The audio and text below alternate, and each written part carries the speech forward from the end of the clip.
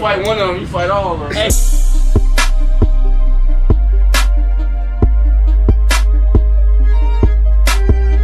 What's cracking, G? It's your boy Cooper. You already know my channel about love, life, and loyalty.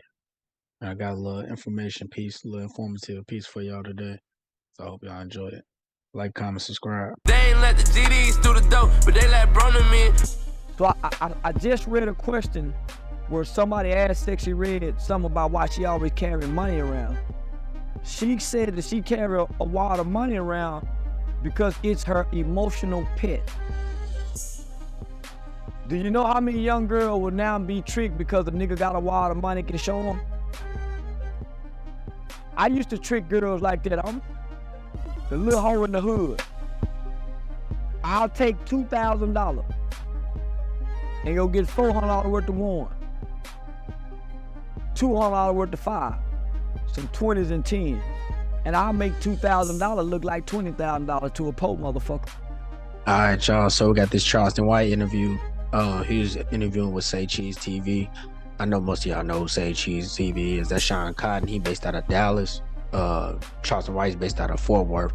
About 30 minutes apart from each other. So they both Texas niggas, you know what I'm saying? Just to make everything make sense. But anyway, Shawn Cotton asked Charleston White basically about how he feel about Sexyy Red. Sexyy Red. Yeah. And yo, hey, she going crazy, bro. You got to give her flowers, bro. She going crazy. yeah, I hate her. Yeah, that's she's delivering a whore spirit amongst young girls. She's introducing. We've had a gangster spirit. The gangster spirit damn near wiped the young black males out. This whole spirit is fit to do a number on the young black girls. And I already got the boys. They never had focus on black girls before. The powers that be, the tools of white supremacy have never just strictly targeted black girls. They first started targeting black girls with imagery, saying, black girl, you're not pretty if you don't have white girl hair. My bad. I know y'all want to see the rest of the video, but I have to stop it right there real quick just to break it down. So basically what he's saying, if y'all still kind of not getting what he's saying, he basically breaking it down like, all right, so when we had gangster rap music, all the black males was following through with that blueprint. You know, it made the gangster element look even more entertaining because now you got a beat behind it, right? So you got a lot of young guys out there, young black men out there that's like, I'm trying to be a part of that element. I got uncles and cousins that's like that. Got guys down the block that's really living that life. I'm gonna jump in it too. Or you got guys that's actually already living that life and now they seen in the music and it enhanced it, right? So basically he's saying like the females, they was already being attacked by basically the media trying to be like, oh, you don't look good unless you got blonde hair, blue eyes, and you gotta sound like this and you gotta kind of dress like this. Basically saying if it ain't white, it ain't right, you know? In so many words. So now you got people like Sexyy Red, which I don't have no problem with Sexyy Red because she really lived like that. Like everything, how she act or whatever, or the songs that I heard on TikTok where they be clipping them and you hear, you know what I'm saying, the extra stuff she be saying in her raps, she actually lived like that. So you can't put that on her from actually being from her environment and actually just reflecting her environment. So I'm not putting it on her like that. I'm just explaining that Charleston is right. This is making all the young black females be like, I want to be like her. I want to walk around with wads of money, doing what I want to do, being me, and people gonna respect me for it. But little do they know, that's the same thing that happened to young black men. They think this gangster element was so top of the echelon that they didn't see you probably gonna die. You could probably end up in prison for the rest of your life. You're gonna have all kinds of things knocking at your door that you don't want to answer, right? Females, they're not gonna know about the, man, look, you out here nasty like that, you might get burned. You might get something that you can't get rid of. You might end up with a baby that the person don't even care about that they put in you. You might end up, now you're on welfare because you're struggling, it's hard to go to work. You might end up having your kid in daycare, and that's how your kid might grow up with them kids and learn about elements they shouldn't be learning about. It's a lot that goes back into this that's coming out of the so-called glamour. Those were symbolic things that they were doing. Now they're stripping the black girl of the black man had already shamed the black woman's image to the world by way of rap lyrics. Bitch, hoe, suck my dick, pouring beer on her in the rap videos. So that's why Miss Dolores C. Tucker came out and said, hold up, y'all, this misogyny music. So that's why she came out and did. She saw what it was doing, right? So now we're at a point now, if a black woman is raped, she's gonna be questioned compared to a white woman. They're gonna automatically think a black girl wants it. So what we're gonna start seeing, because of the imagery of Sexyy Red, we're gonna start back seeing white boys getting drunk, getting their trucks, going back into the black community, snatching up the Sexyy Red looking black girl, or booking one prostitute for a Sexyy Red. It's gonna get ugly on me for the black girl. So the black girl finna start being raped more. She finna start being publicly brutalized like the woman who was hit in the head with the rock. All of this imagery makes it easy for a black woman to get hit in the head with a rock, and we all stand around and look at it. Because she's being demeaned. She's being degraded in such a way, you'll start spitting on her. Turning that booty over, that pussy up, putting your head to the ground, making your ass to the wall. Man, listen, black girls are gonna start being molested at a rate that you guys have not seen like no other. See, Charleston is right, because on the simple fact of, it's a saying, and the saying goes, he who control images control minds. That's a real thing. Because if y'all think back to everything you used to see on TV, whether it's cartoons, reality TV,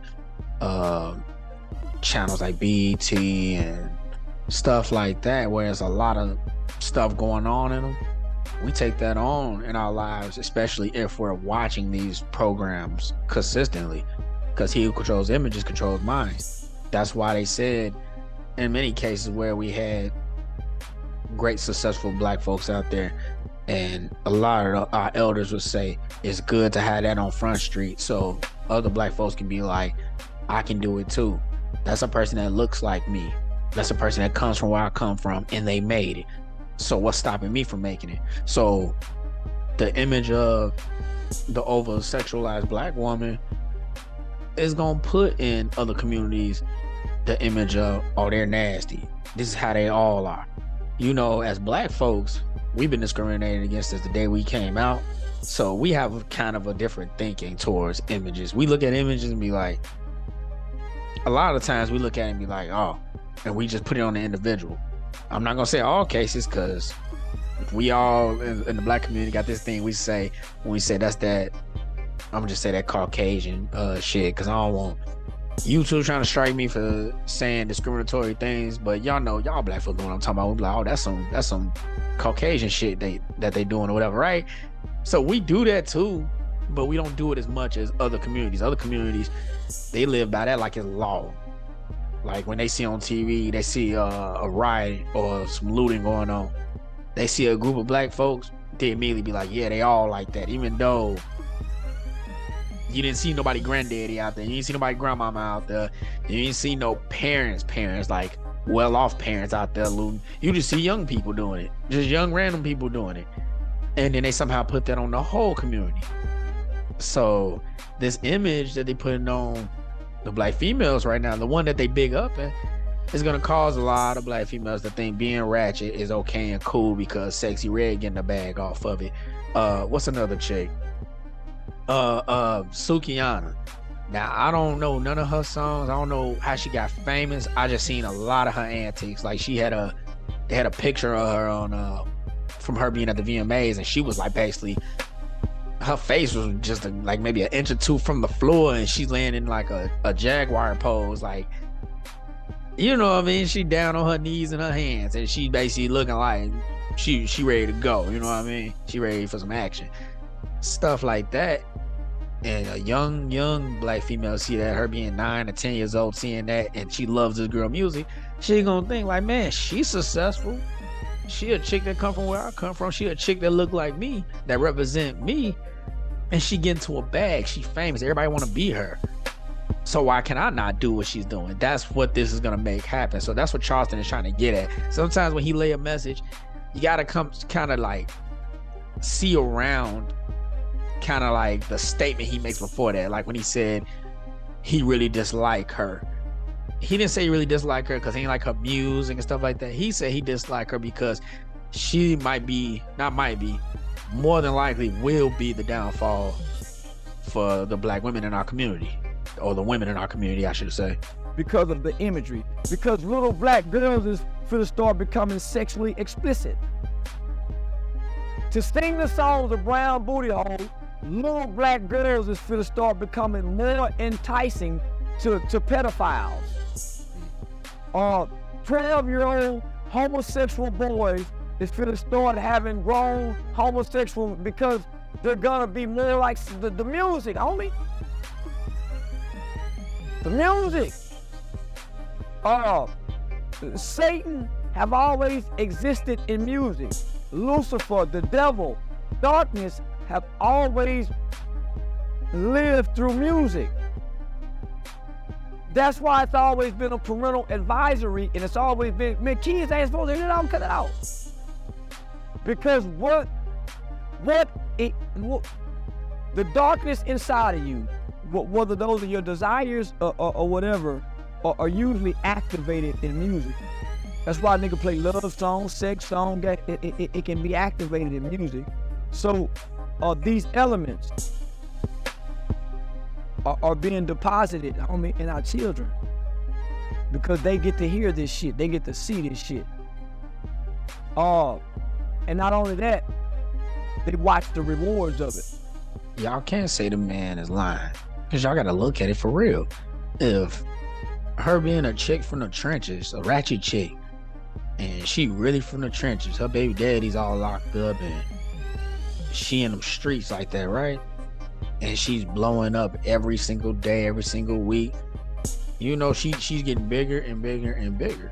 At some point, say if her rise stays a rise, like she just don't fall off out of nowhere like everybody else usually do, and she keeps going and she makes it past 5-6 years, she's gonna be on somebody's Mount Rushmore of hip-hop. Like, let's not pretend that even Superhead became like a martyr for women, and she was straight to the point. She smashing everybody in the industry, and she had fame for it. So what y'all think a female from the trenches that's rapping, where she's gonna end up at? She's gonna be on somebody's Mount Rushmore if she stays in the game long enough. I kind of feel like she don't even have to stay in the game long. Females are already backing her up, which is not wrong. It's just wrong on the aspect of she's not a role model. And I bet you if you asked her that, like, what about the kids you know you're a role model for, she probably gonna say, like a bunch of artists done said, oh, I'm not a role model. Just because you say you're not a role model don't mean you somehow not a role model or somebody. That's just what it is. You don't, just because you're doing different actions of good doesn't mean like, oh, well, he's a role model because he does good stuff. She not a role model because she does negative stuff. No, a role model is somebody that you look up to. You can't tell a kid, don't look up to her and that's it. No, like, you got people out there, they doing stuff that catch your interest, and then they way older than you. You're gonna look at them as a role model. That's just what it is. So we don't know, the kids don't know that a black motherfucker walk around with a wad of money but really don't have no power, because cash money have become really obsolete. No person with power hoards cash. Nobody. No person with power and influence hoards cash on them. I agree. And if she's using this tool and element as an emotional support, then she loves money. And for the love of money is the root of all evil.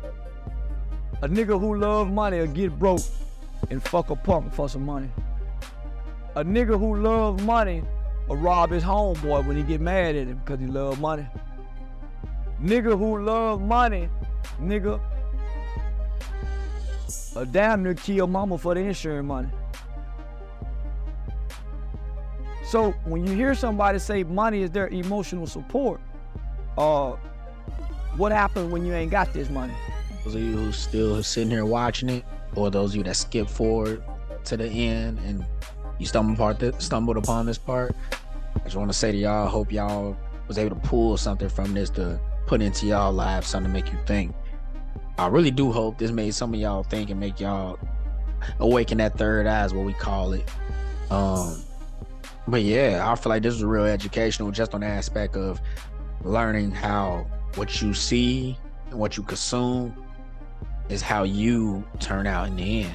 So I hope y'all really watch what y'all consuming, whether it's, you know, food to your visual to what you're hearing. But you know, the world is what the world is, so you can't control all of that. But the things that is in your control, I hope y'all, you know what I'm saying, just organize it a little better, consume better things, get more positive things in y'all lives so y'all can live a positive life. But I appreciate y'all checking in with me, politicking with me, having this meeting with me. But it's your boy Cooper, my channel about love, life, and loyalty. And some of my homies say knowledge, wisdom, understanding. I'll catch y'all on the next one. And you can't tell me that little girl ain't done whatever to get it. Whatever record executive done played in her pussy. Whatever producer done go make her lay on the producer's couch. I heard Ashanti give a whole interview about how one of the biggest producers in the game just wanted her to take a shower with him. Could have got a what? But because she wouldn't, he charged her over for the track. So nigga, you think she ain't fucking and sucking? You think when them white boys got her down off on them motherfucking sideline, didn't Robert Kraft get caught at a whorehouse? The motherfucker that went and got Meek Mills out of jail, didn't he get caught at a whorehouse the Super Bowl weekend? They like that. They like these young hoes. So it's no different during slavery. When a bunch of drunk slave masters say, hey man, go get some of Master William, that gal, now that big butt, that gal. And the big butt gal slave girl come open up their booties and they pussy and let these white men have it.